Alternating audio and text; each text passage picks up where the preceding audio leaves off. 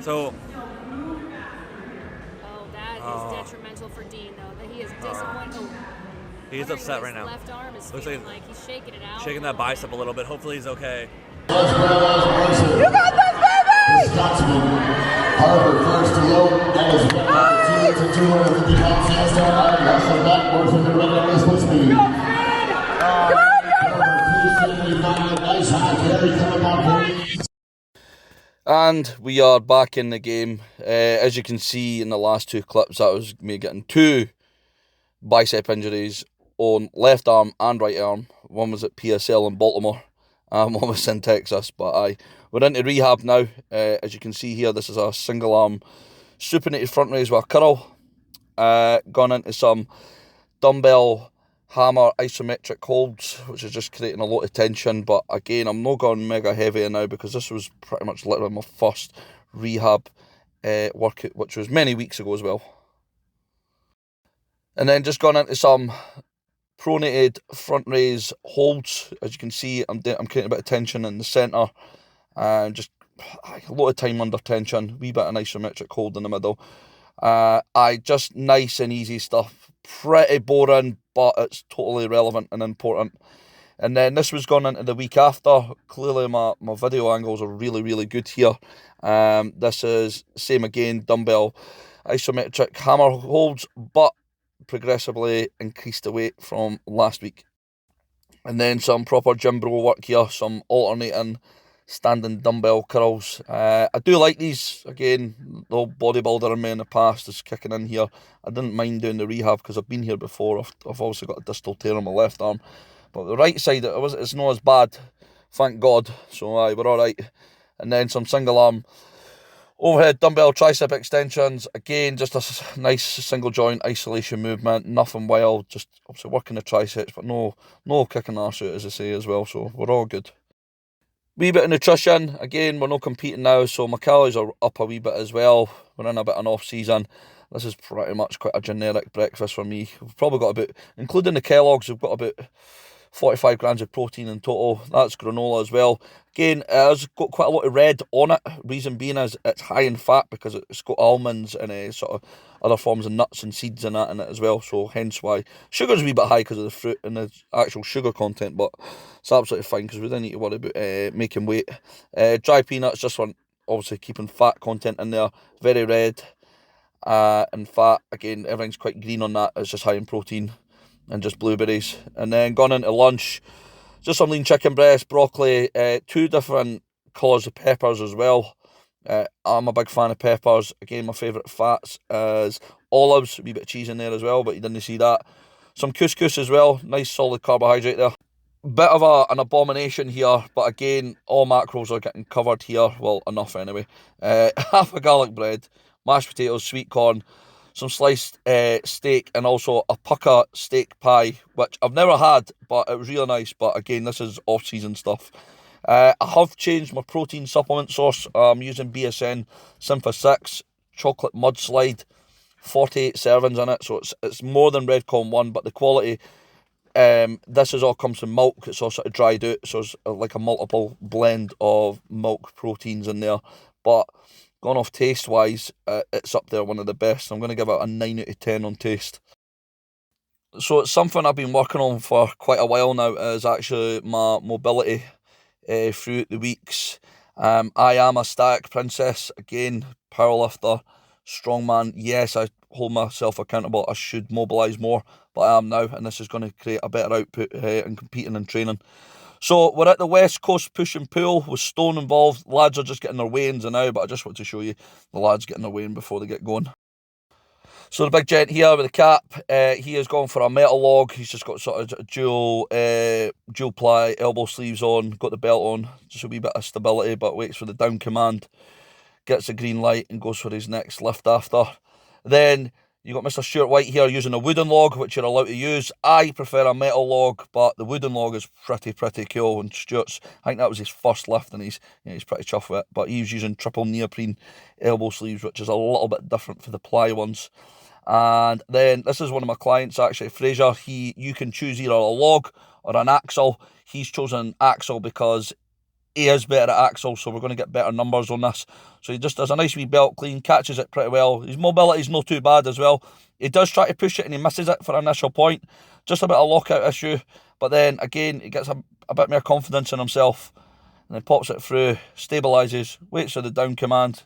A wee bit of stability there, and then he got it. So no bad. And then we moved into the deadlift, so a push and pull is you just do the overhead and you go into the pull. As you can see here, this gentleman is suited, figure eights, and just a beautiful deadlift. I can't mind how heavy it was, but it was a good lift. Fraser again, he's doing it raw, no suit, figure eights, pretty solid lift there. Just waits for the down command, that's all you have to really do. And then this gentleman here, I really, really like this grindy rep. I think this is his last, this was his second lift, but he left his third. But he's just hitching it there, using a bit of talc and wait for the down command. But I really, really like that deadlift, proper grindy. I think it was like 300 plus. Right, so the highlight for me with the deadlift, this gentleman with an absolute stellar moustache is going to pull 350 kilo, and he does get it. On his second lift, he did get warned that his straps were slightly hanging.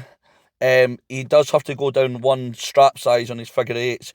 He does get the lockout. His fingertips are still in contact with the bar before anyone says anything, and he did get an official down command for the ref. So he just holds it at the top for that moment until he gets the down command. But this guy is going to be at Scotland's Strongest Man finals 2026. Like, take my word. You see there, solid pull, holds it at the top, just waits. Jobs are good and seriously strong. And then we go on to stone.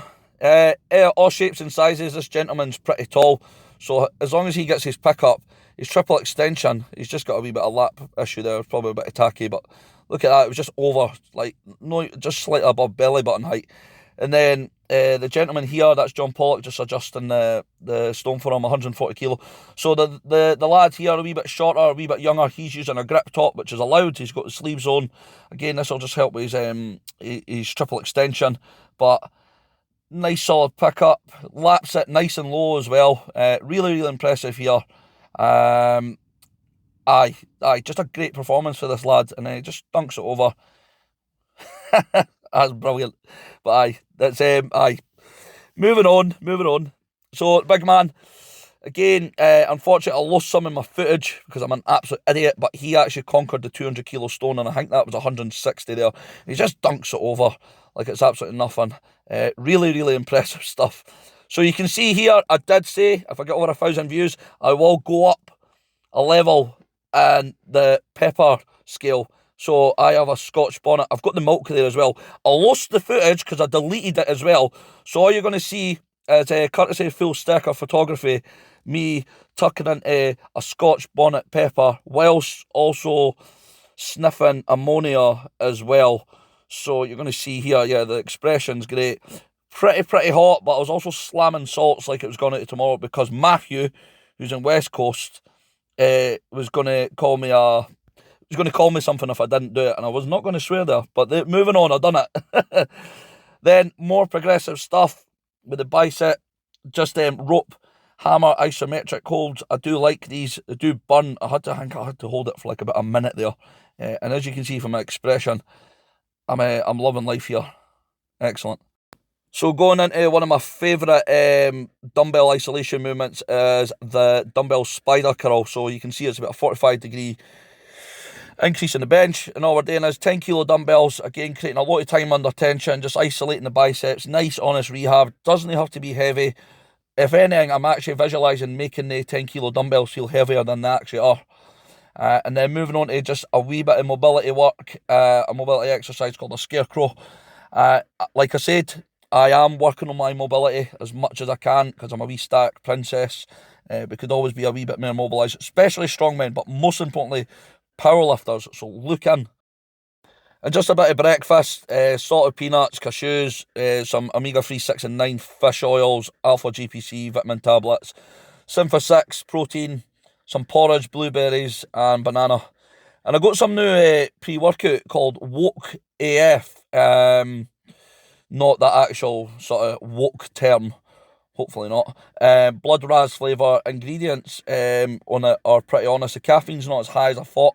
But again, I probably do need to bring my caffeine intake down a wee bit. I'm going to try and get it to about 300 milligrams a day, where it's not too high on this, so I've got space for a coffee later on when I'm doing a wee bit of work on that, but good tasting.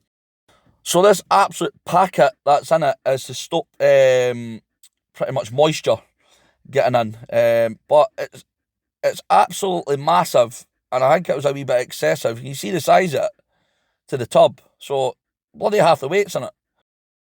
So I'm just going to do a wee taste test with this Woke AF stuff, just checking the toupee, make sure it's not fully off yet. It's holding on for dear life. As you can see, I've got the Metroflex hoodie on as well.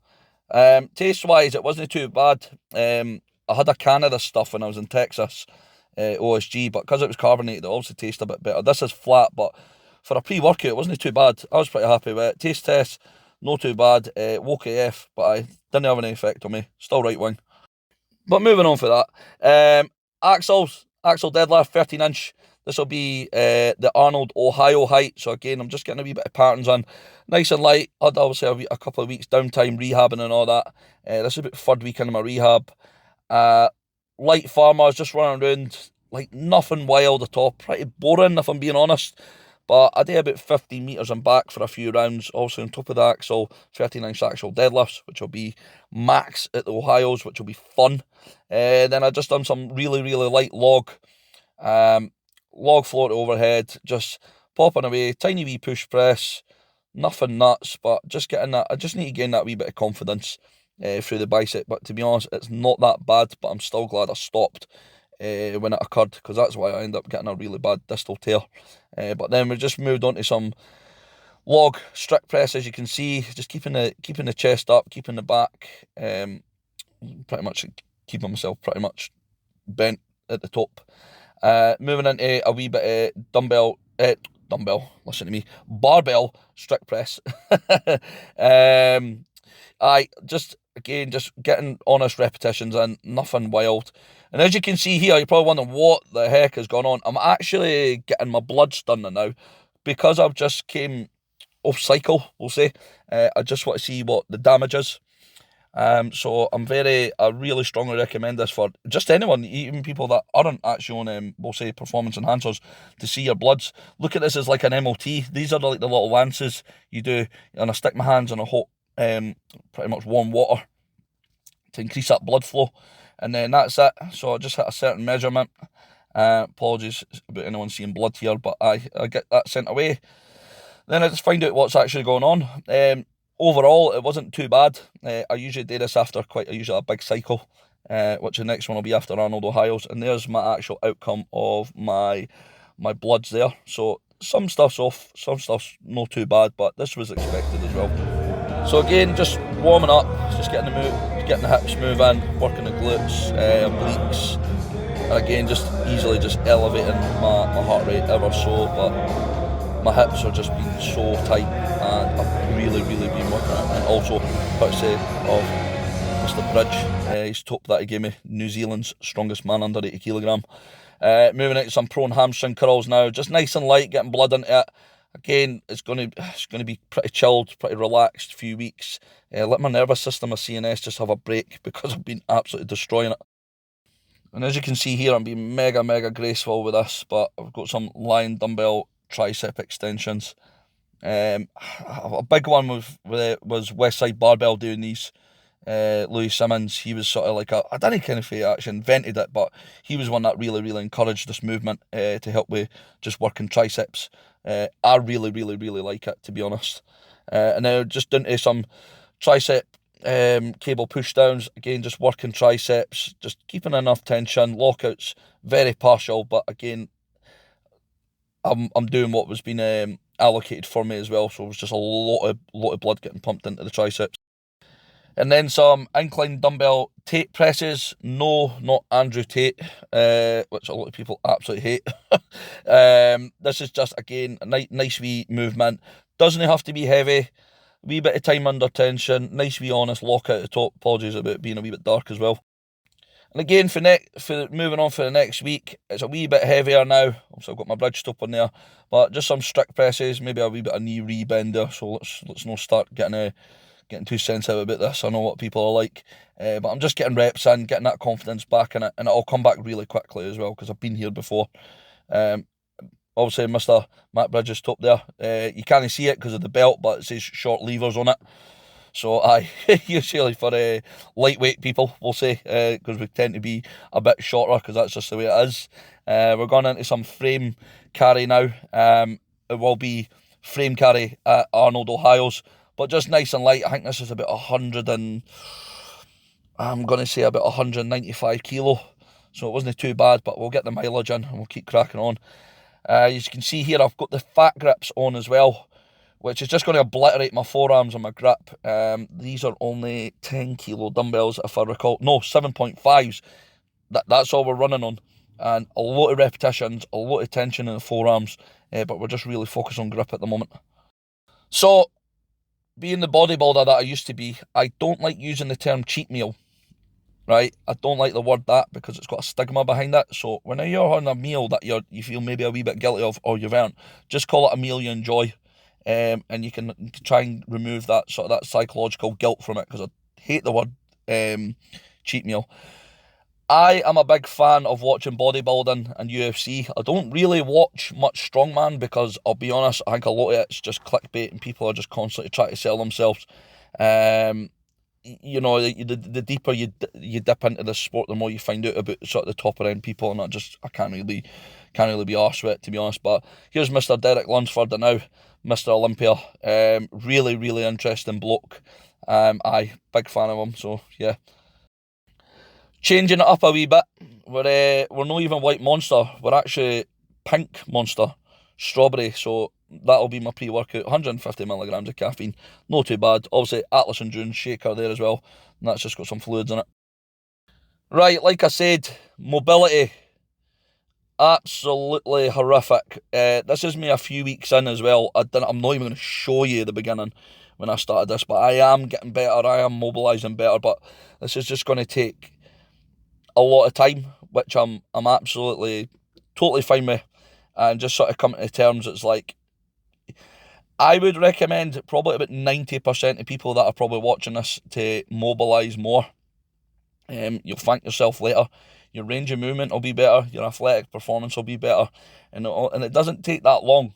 It doesn't take long, but mostly it's my hips, which I've also addressed quite recently, which will be in the next video. But for this, I'm just showing a couple of wee demos of the day and stuff. So I'm just working my adductors.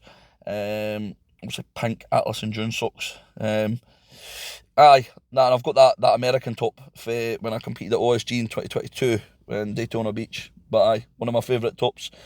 As you can see, it's just really, really straightforward, basic stuff. I tend to do this usually after a session. I do this about twice a week now, or I might do it on like a rest and like recovery day. But again, it's just a wee bit of honest movement. This is one of my favourite movements here. Really, really just opens me up. But again, it's just going to be time and patience. It's not going to happen quick. Just like building strength, it's going to take time. And just need to be mega, mega patient. So yeah, like I said, obviously Texas OSG is done, but now it's the Arnold's, Ohio's, which is, again, I've got some serious vengeance here coming to this as well. What an experience it was. I won the Arnold Europes and had the opportunity to represent Scotland or UK or Europe, we'll say. By doing this, I competed in Spain a couple of years ago, but I also deferred my entry for the year after, so you can see me on the bottom left there. Fortunately, I won that comp, some terrific lads there. That was the weigh-in. The weigh-in was quite a rough one because I was pretty juicy, we'll say.